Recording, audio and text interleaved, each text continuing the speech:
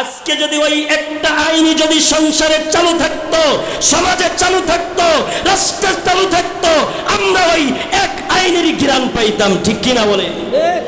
আসমান যদি আল্লাহর হয়, জমিন যদি আল্লাহর হয়, এই জমিনে কে কে আল্লাহর আইন চলুক, দুই হাত তুলে আল্লাহকে দেখা। নারায়ে তাকবীর, নারায়ে রিসালাত। কোরআনের পাখিদের দিয়েছো ফাঁসি, মুখে বলেছো দিন ভালোবাসি। ঠিক কিনা? কোরআনের পাখিদের দিয়েছো ফাঁসি, মুখে বলেছো দিন ভালোবাসি। তুমি তো টাটকা মিথ্যাবাদী, পালিয়ে গেছো মোরা এটাই জানি। ঠিক কিনা? ওগো শেখ হাসিনা তুমি হারুনি, পালিয়ে গেছো মোরা এটাই জানি। ঠিক কিনা বলেন? একটা সময় হকের কথা কোনো আলেম বলতে পারতো না, তাদেরকে বিনা দোষে তাদেরকে হাজতের মধ্যে বন্দী করে রেখেছে। হক কথা কেউ বলতে পারতো না। আজকে তারা কোথায়? আজকে তাদের খোঁজই নাই। ঠিক কিনা বলেন? অগণিত দরুদ আর সালাম সাইয়্যিদুল মুরসালিন, খাতামুন নবিয়্যিন, রাহমাতাল লিল আলামিন, ইমামুল মুরসালিন, যেই নবীকে আমার আল্লাহ তাআলা কুরআনুল কারীমের সূরা আম্বিয়ার 107 নম্বর আয়াতের মধ্যে ঘোষণা করেছেন, ওয়ামা আরসালনাকা ইল্লা রাহমাতাল লিল আলামিন। আল্লাহ তাআলা বলেন, হাবিব আমি আপনাকে কুল কায়নাতের জন্য রহমত স্বরূপ প্রেরণ করেছি। সুবহানাল্লাহ। সেই নবীর উপরে লাখো কোটি দরুদ আর সালাম সকলেই পড়ি সাল্লাল্লাহু আলাইহি ওয়াসাল্লাম। সম্মানিত উপস্থিতি, আমি কুরআনুল কারীমের সূরা আনকাবুতের 41 নং আয়াত আমি তেলাওয়াত করেছি সংক্ষিপ্ত সময়ের মধ্যে। এই আয়াতকে কেন্দ্র করে আল্লাহ পাক তার এই গোলামকে দিয়ে কিছু কথা বলার এবং আপনাদেরকে শোনার মতো সেই ধৈর্য দান করে। সকলেই পড়ি আমিন। আল্লাহ তাআলা বলেন, মাসালুল লাযীনা ইত্তাখাযু মিন দুনিল্লাহি আউলিয়া কামাসালিল আনকাবুত। আল্লাহ তাআলা বলেন, আমি আল্লাহকে ছাড়া অন্য কাউকে অভিভাবক হিসাবে গ্রহণ করে যারা, মাখরসার মতো তারা। কিসের মতো বাবা? মাখরসার মতো তারা। এই আধুনিক বিশ্বে এসে যত বিজ্ঞানের শাখা প্রশাখা আছে বাবা, সকল বিজ্ঞানের সবচাইতে বড় শাখার নাম হলো মহাকাশ বিজ্ঞান। আমেরিকার নাসার বিজ্ঞানীরা প্রায় 65 বছর পূর্বে তারা চাঁদের দেশে পা রেখেছিল, কিন্তু কসম আল্লাহর, কেউ চাঁদ বা চন্দ্রের উপরে আর যাইতে পারে নাই। কিন্তু আল্লাহর কোন গোলাম যদি জমিনের মধ্য থেকে আল্লাহু আকবার একবার বলে, আল্লাহু আকবারের স্লোগান যদি একবার দেয়, এটা আর জমিনে থাকে না, জমিনে থাকে না। আল্লাহর 7 আসমান ভেদ করে আল্লাহর আরশ মুআল্লায় পৌঁছে যায়। চিল্লায় বলেন আল্লাহু আকবার। এর জন্য প্রিয় মুহতারাম, প্রিয় মুরব্বি বাবাজিরা আমার, আমি যখন কোরআন তেলাওয়াত করব, আপনাদেরকে আমি যখন আল্লাহু আকবার বলতে বলবো, একটা জবানও বন্ধ রাখবেন না, বন্ধ রাখবেন না। সকলেই উচ্চ আওয়াজ দিয়ে আমরা আল্লাহু আকবার বলো। চিল্লায় বলেন না আল্লাহু আকবার। আল্লাহ তাআলা বললেন, আমি আল্লাহকে বাদ দিয়ে যারা অন্য কাউকে রব বলে গ্রহণ করে, রব বলে গ্রহণ করে যারা, মাখরসার মতো তারা। আল্লাহ বলতেছে, আমি আল্লাহকে বাদ দিয়ে রব বলে অন্য কাউকে ঘোষণা করে যে মাখরসার মতো সে।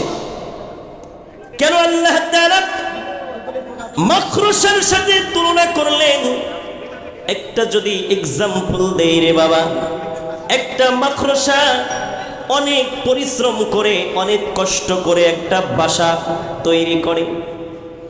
এই বাসাটা আবার দুনিয়ার কোনো গোলাম ভাঙতে কিন্তু 1 সেকেন্ডও সময় লাগে না। হাত দিয়ে মারে যখন টান, মাখরসার জাল কিন্তু খান খান, ঠিক কিনা বলেন?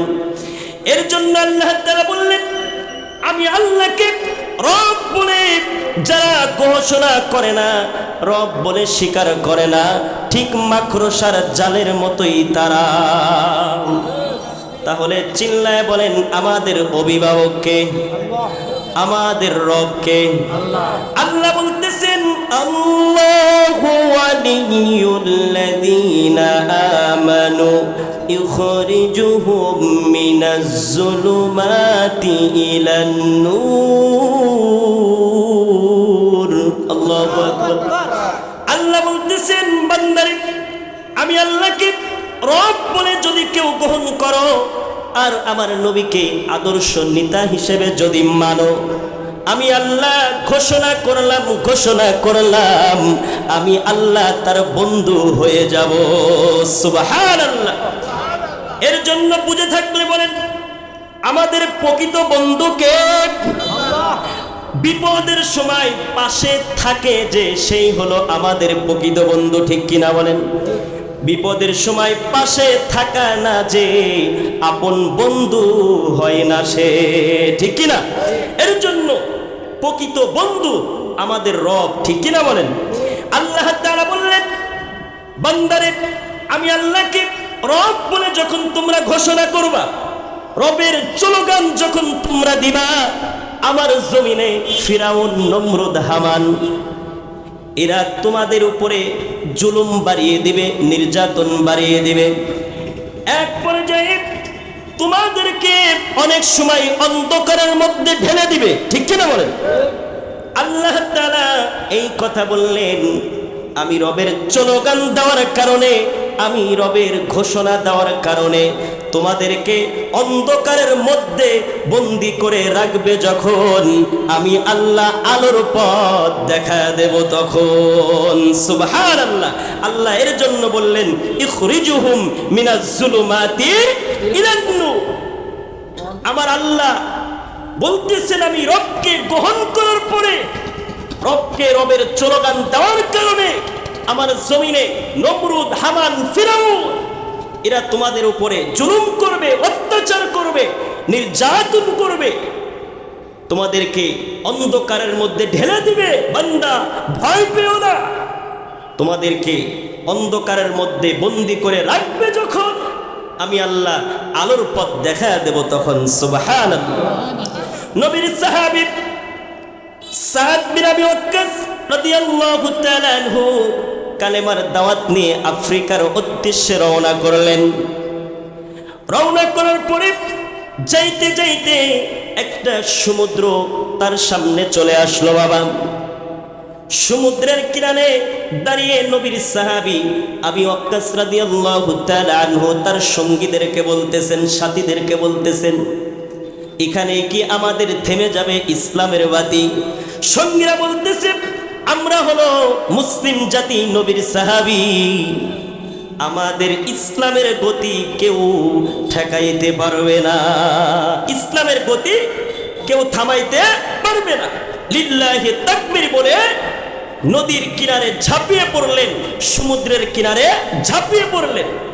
সমুদ্রের যত মাছগুলো ছিল নবীর সাহাবীদেরকে এবং নবীর সাহাবীর সঙ্গীদেরকে উপার পার করে দিল। সুবহানাল্লাহ। উপার পার করে দিল।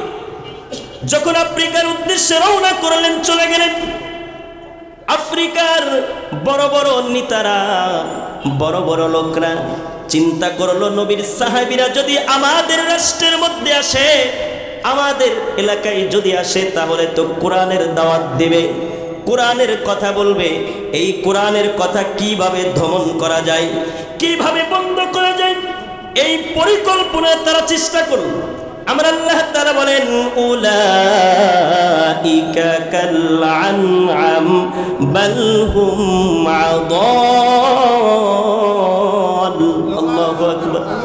আল্লাহ বলতেছেন, যারা ক্ষমতার অহংকারে আমার ইসলামকে দমন করতে চায়, ইসলামের আলো যারা বন্ধ করতে চায়, আল্লাহর ভাষায় চতুষ্পর জানোয়ারের নাই, বলেন নাউজুবিল্লাহ। আল্লাহর ভাষায় চতুষ্পর জানোয়ার, বালহুম আদাল, জানোয়ারের চাইতেও নিকৃষ্ট। এর জন্য প্রিয় মুহতারাম, প্রিয় হাজিরিন, একটা সময় হকের কথা কোনো আলেম বলতে পারে নাই। একটা সময় মসজিদের ইমাম সাহেব খুতবা দেওয়ার সময় কোরআনের কথা বলতে পারে নাই, ঠিক কিনা বলেন? আমি বলতে চাই, যেই সময় কোরআনের কথা বলতে গিয়ে যারাই বাধা প্রদান করেছে, যারাই হকের কথা বন্ধ করতে চেয়েছে, আল্লাহর ভাষায় তারা চতুষ্পর জানোয়ার নাই, কথা বলেন ঠিক কিনা? কথা কার? আল্লাহ। আল্লাহ বলতেছেন বালহুম আদাল, যারা আমার ইসলামকে দমন করতে চায়, ইসলামের কথা বন্ধ করতে চায়, আমি আল্লাহর ভাষায় চতুষ্পর জানোয়ারের নাই, কথা বলেন ঠিক কিনা? প্রিয় মুহতারাম, প্রিয় হাজির, নবীর সাহাবী আবু বকর রাদিয়াল্লাহু তাআলা আনহু উঁচু একটা পিলারের উপরে দাঁড়াইলেন। দাঁড়ানোর পরে জঙ্গলিদেরকে উদ্দেশ্য করে বলতেছেন, ও জঙ্গলির পারীরা, শুনে নাও, শুনে নাও, আমরা নবীর সাহাবী মদিনার থেকে আসছি একটা কর্মসূচি হাতে নিয়ে। এই কর্মসূচি আমাদের বাপ দাদা বানিয়ে আমাদের হাতে দেয় নাই। এই কর্মসূচি আমাদের বিবিরা আমাদের হাতে তুলে দেয় নাই। আমার গোষ্ঠীর লোকেরা এই কর্মসূচি আমাদের হাতে তুলে দেয় নাই।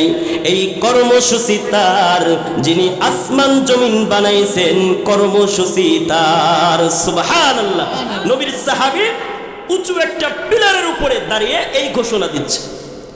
নবীর সাহাবী বললেন, আমাদের কর্মসূচির নাম হলো আলা লাহুল খালকু ওয়াল আনআম, সৃষ্টি যার, আইন চলবে তার। সুবহানাল্লাহ।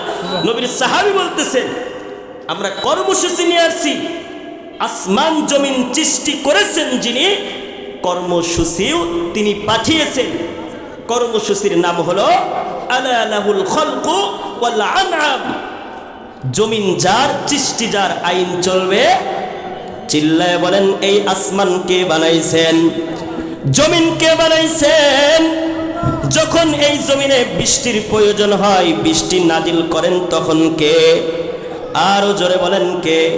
আল্লাহ তাআলা বললেন, ওয়া আনজালা মিনাস সামাই মা ফাআখরাজা বিহি মিনাস সামারাত।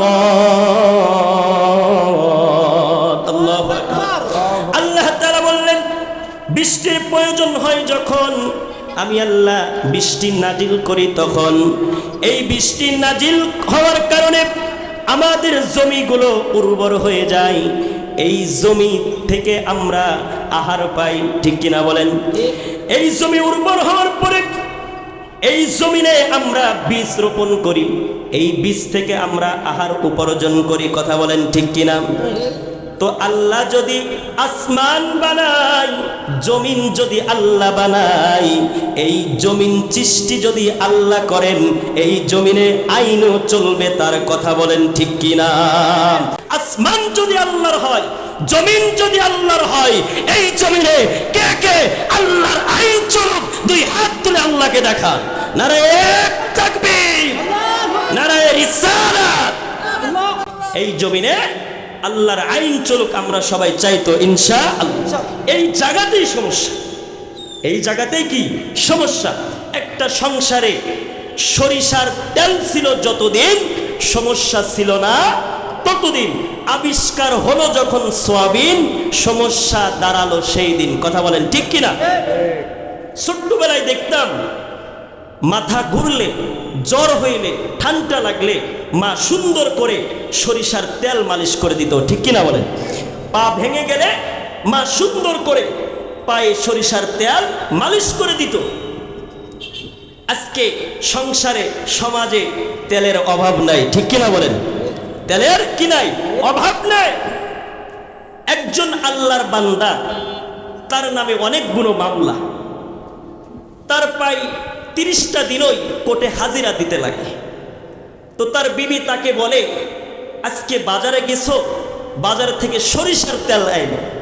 সে নিয়ে যায় সোয়াবিন তেল, কারণ তার টেনশন। যখন বিবি বলে আজকে সোয়াবিন আইলো, তখন সে সরিষার তেল নিয়ে যায়। বলেন তো দেখি, ওই সংসারে শান্তি আছে? শান্তি আছে? শান্তি নাই। আজকে সমাজের অবস্থা ঠিক ওই রকম। মসজিদে চলতেছে আল্লাহর আইন, আর সমাজে চলে শয়তানের আইন। কথা বলেন ঠিক কিনা? সমাজে আইনের অভাব নাই, মসজিদে ঠিকই আল্লাহর আইন চলে। কথা বলেন ঠিক কিনা? আজকে যদি ওই একটা আইনই যদি সংসারে চালু থাকতো, সমাজে চালু থাকতো, রাষ্ট্রে চালু থাকতো, আমরা ওই এক আইনেরই ঘিরান পাইতাম। ঠিক কিনা বলে? একটা আইনেরই আমরা ঘিরান পাইতাম। আইনের অভাব নাই। এর জন্য প্রিয় মুহতারাম, প্রিয় হাজিরিন, আমরা মানুষকে কোরআনের দিকে ডাকি, কোরআনের দিকে আহ্বান করি। এটা কি আমাদের অপরাধ? বলেন অপরাধ? অপরাধ নয়। কারণ একজন যুবক যদি মদখোর হয়, আরেকজন যুবককে মদখোরের দিকে ডাকে, একজন জিনাখোর আরেকজন জিনাখোরকে যদি জিনাখোরের দিকে ডাকতে পারে, একজন আলেম কেন ইসলামের দিকে ডাকতে পারবে না? কথা বলেন ঠিক কিনা? একজন আলেম, একজন হক্কানি আলেম কেন মানুষকে কোরআনের পথে ডাকতে পারবে না? আমাদের সমস্যাটাই এই জায়গায়। কোরআনের দিকে মানুষকে যখন আহ্বান করে হুজুররা, আলেমরা, তার বিপক্ষে আমরা কথা বলি। ঠিক কিনা বলে? এর জন্য পূর্বের যুগেও কোনো মুনাফিক, কোনো ফিরাউন কোরআনের আলোকে দমন করতে পারে নাই, আজও কেউ পারবে না। যারাই বাধা দিবে তারাই দেশ ছেড়ে পালাবে। ঠিক কিনা বলেন? যারাই বাধা দিবে তারা কোথায় পালাবে? দেশ ছেড়ে পালাবে। প্রিয় মুহতারাম, প্রিয় হাজিরিন, কোরআনের আলোকে কেউ বাধা দিতে পারে নাই, পারবেও না।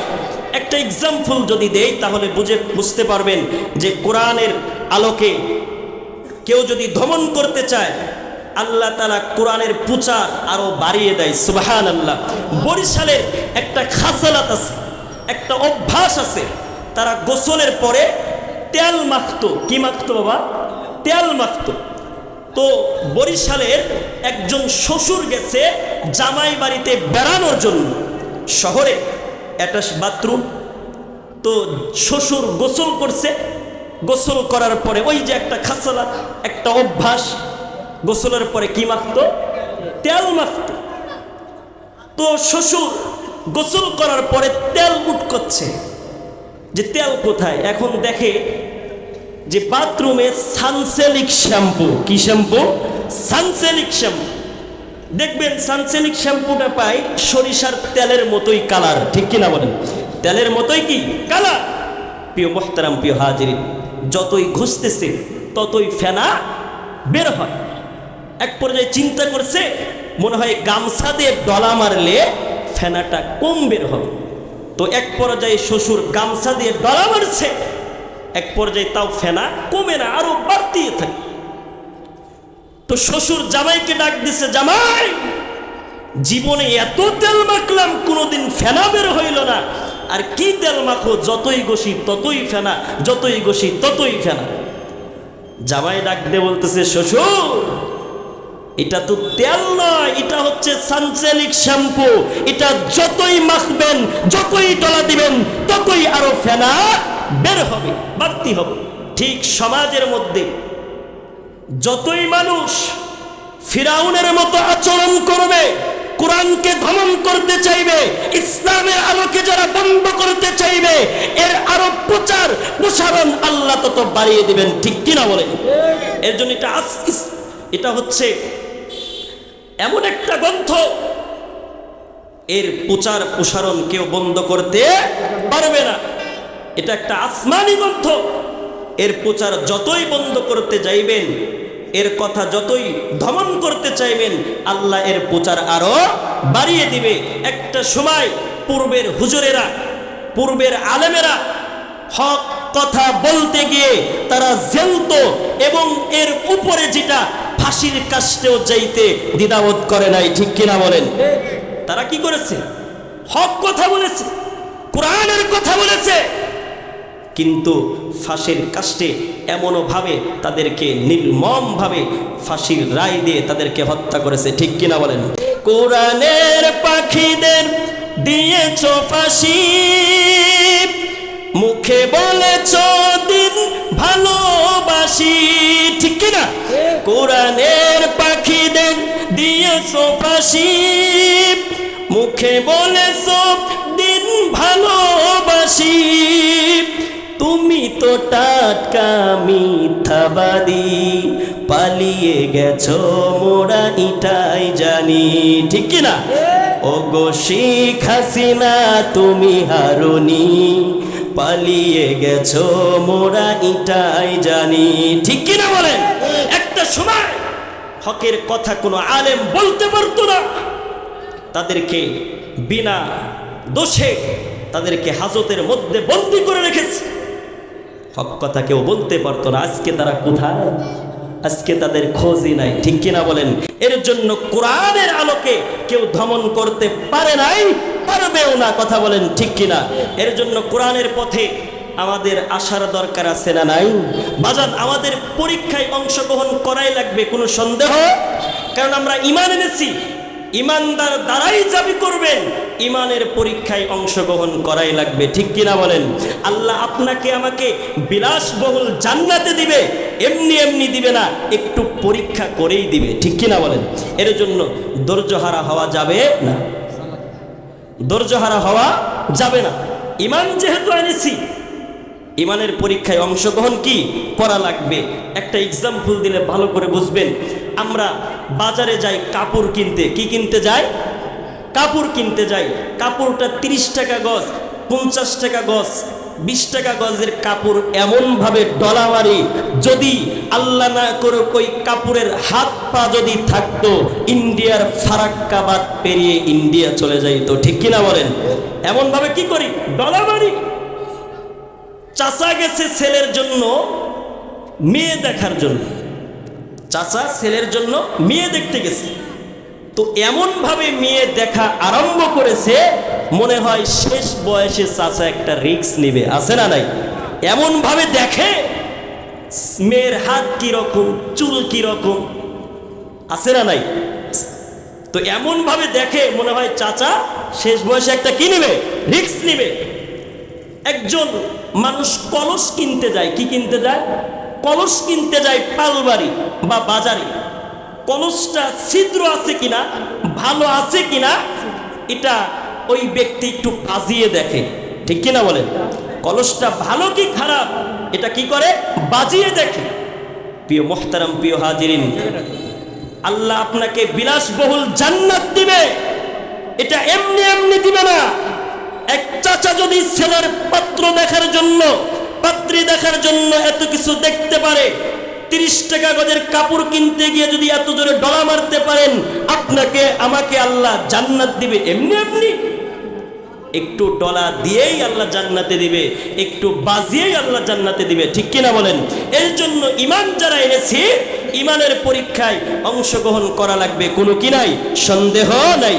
ঈমান যদি আমরা এনে থাকি বাবা, শুধু মুখে ঈমান আনলে হবে না, অন্তরে বিশ্বাস করা লাগবে, নিজের কাজ কর্ম দ্বারা বোঝানো লাগবে যে আমি একজন প্রকৃত ঈমানদার, ঠিক কিনা বলেন? নবীর সাহাবীরা ঈমান এনেছে, কিন্তু তারা নিজের জীবনটাকে বিসর্জন দিয়েছে রে বাবা, কিন্তু তারা ঈমান ছাড়তে রাজি হয় নাই, ঠিক কিনা বলেন? আল্লাহর নবীর সাহাবী হযরত খুবাইব রাদিয়াল্লাহু তাআলা আনহু ঈমান আনছে, ঈমান আনার পরে কাফের বেঈমানদের হাতে বন্দী। এই খুবাইব কাফের বেঈমানদের হাতে যখন বাবা বন্দী হয়ে গেলেন, 1-2 দিন তাকে খাবার দিল, এরপরে আর তাকে খাবার দেয় না, খাবার দেয় না। একদিন অর্ডার চলে আসলো, আজকে এই মুসলমানকে হত্যা করা হবে। যখন তাদের ঘর থেকে বের করে রাস্তা দিয়ে যখন নিয়ে যাচ্ছিল হযরতে খুবাইব রাদিয়াল্লাহু তাআলা আনহু, যখন তাকে হত্যা করার জন্য একটা স্টেজের সামনে নেওয়া হবে, কাফের বেঈমানদের ছেলেমেয়েরা তার পিছন থেকে হইচই করে করে এই মুসলমান হযরতে খুবাইব রাদিয়াল্লাহু তাআলা আনহুকে নিয়ে যাচ্ছেন একটা স্টেজের সামনে। যখন বাবা এই খুবাইব রাদিয়াল্লাহু তাআলা আনহুকে একটা স্টেজের সামনে নেওয়া হলো, এই খুবাইবকে জিজ্ঞাসা করা হলো, তোমার কি কোনো শেষ ইচ্ছা আছে নাকি? হযরতে খুবাইব ডাক দিয়ে বললেন, আমার শেষ ইচ্ছা হলো উসল্লি রাকাতাইন, আমি 2 রাকাত সালাত আদায় করতে চাই। আল্লাহর নবীর সাহাবীকে 2 রাকাত সালাত আদায়ের জন্য অনুমতি দিলেন। অনুমতি পেয়ে আল্লাহর নবীর সাহাবী অতি দ্রুত 2 রাকাত সালাত আদায় করলেন রে বাবা। যখন ফাঁসি দিবে, হত্যা করবে, ইন দা মিন টাইম সেই সময় একজন কাফের জিজ্ঞাসা করতেছে, তোমাকে একটা প্রশ্ন করব। প্রশ্নটা হলো, আমরা মুসলমানের নামাজ পড়তে দেখেছি, মুসলমানেরা কত টাইম ব্যয় করেন নামাজের মধ্যে, কিন্তু তোমার যখন নামাজে আমরা দেখলাম তুমি তো বেশি সময় নামাজের মধ্যে কাটাইলা না, এটা আমরা জানতে চাই। হযরতে খুবাইব ডাক দিয়ে বলতেছে, আমি নামাজের মধ্যে সময় কাটাই নাই, কারণ হলো আমি যখন নামাজের মধ্যে দাঁড়াইছিলাম আমার এত ভালো লাগতেছিল, আমার মনে হয় আমার সারা জীবনটা নামাজের মধ্যে কাটায় দেই, সুবহানাল্লাহ। কিন্তু আমি নামাজের মধ্যে সময়টা কাটাইলাম না, কারণ হলো আমি যদি নামাজের মধ্যে লম্বা একটা সময় ব্যয় করি, লম্বা একটা সময় যদি আমি পার করি, তাহলে তোমরা মনে করবা মুসলমান মরণ দেখে ভয় পাই, এর জন্য নামাজের মধ্যে সময় ব্যয় করে, আমি চাই আমি মৃত্যুর আগে যেন তোমরা আমার ইসলামকে নিয়ে একটু হাসি ঠাট্টা না করো। আল্লাহু আকবার।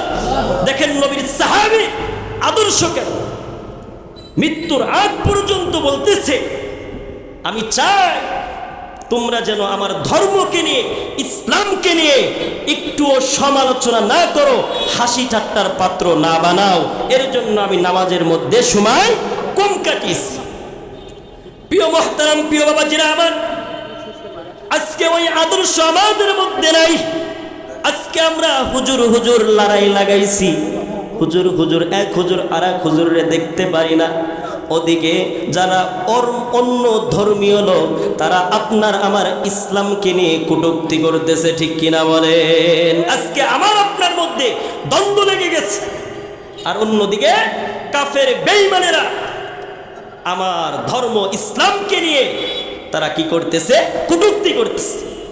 এর জন্য মুহতারাম প্রিয় হাজিরিন, ইমান যেহেতু আনছি, ইমানের পরীক্ষা দেওয়া লাগবে রে বাবা। হযরতে খুবাইব রাদিয়াল্লাহু তাআলা আনহুকে যখন একটা স্টেজের সামনে নেওয়া হলো, স্টেজের সামনে নেওয়ার পরে হযরতে খুবাইব রাদিয়াল্লাহু তাআলা আনহুকে একটা কাঠের সাথে 2টা হাতের মধ্যে প্যারাক মেরে দিল। হাতের ফিলকেনি দিয়ে যখন রক্ত ঝরতেছিল, হযরতে খুবাইব জমিনের দিকে তাকাইয়া চোখের পানি ফেলতেছে। হযরতে খুবাইব আল্লাহকে ডাক দিয়ে বলে, মালিক, এই জালেমদের অত্যাচার আর সহ্য হয় না, জুলুম সহ্য হয় না। এই দৃশ্যটা আমার রাসূলকে খবর দেওয়ার মতো কেউ নাই। এই কথা বলে বলে হযরতে খুবাইব কান্না করতেছেন। ইন্না বিন টাইম সেই সময় হযরতে খুবাইবকে কাফের বেঈমানরা জিজ্ঞাসা করতেছে, তোমাকে একটা লাস্ট একটা সুযোগ দিয়ে দেব, যদি যেই মুখ দিয়ে কালেমা পড়েছো, যেই মুখ দিয়ে ইসলাম গ্রহণ করেছো, ওই মুখ দিয়ে যদি কালেমার বদনাম করতে পারো, ইসলাম ধর্মর বদনাম করতে পারো, তাহলে আমরা তোমাকে মৃত্যুর রায় থেকে মুক্ত দিয়ে দেব। দেখেন খুবাইব মৃত্যু শয্যায় সজ্জিত, রুহটা বের হয়ে যাবে। এমন অবস্থায় তিনি বলতেছেন, যেই জবান দিয়ে কালেমা পড়েছি, রাসূলের হাতে হাত রেখেছি, ওই জবান চলে যাবে, জীবন চলে যাবে, তাও ইসলাম আমি কটূক্তি করতে পারবো। এইরকম শক্তিবান আমাদের থাকতে হবে। সামনে সেই সময় আমাদের আসতেছে, আমরা জীবন দিয়ে হলেও এই রাষ্ট্রের মধ্যে ইসলাম কায়েম করব ইনশাআল্লাহ। আল্লাহ সেই তৌফিক আমাদের প্রত্যেকটা মুমিন মুসলমানকে যেন দান করে, আমিন বলেন। ওয়া আখির দাওয়ানা আলহামদুলিল্লাহি রাব্বিল আলামিন। আসসালামু আলাইকুম ওয়া রাহমাতুল্লাহি ওয়া বারাকাতুহু।